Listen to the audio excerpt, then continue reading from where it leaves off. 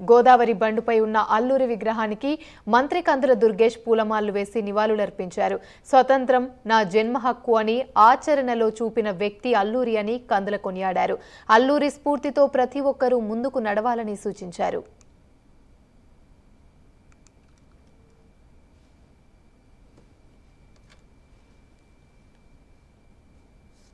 పండుగగా జరుపుకోమని చెప్పి మన ముఖ్యమంత్రి గారు ఉప ముఖ్యమంత్రి గారు ఇచ్చినటువంటి ఆదేశాల మేరకు రాష్ట్ర వ్యాప్తంగా ఈ పండుగ జరుగుతుంది.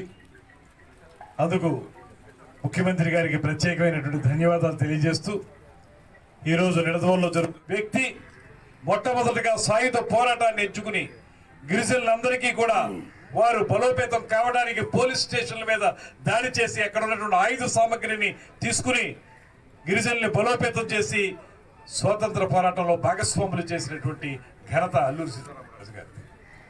ఆయన బ్రతికిన కాలం, ఆయన జీవిత కాలం కేవలం 27 సంవత్సరాలు మాత్రమే. కేవలం 27 సంవత్సరాలు మాత్రమే జీవించున్నప్పటికీ ఇంకా పూర్తిగా 3 దశాబ్దాలు కూడా కాదు.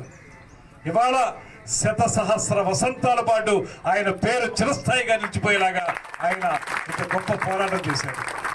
అటువంటి మహానుభావుణ్ణి మనం ప్రాతస్మరణీయులు అంటాం. ప్రాతస్మరణీయులు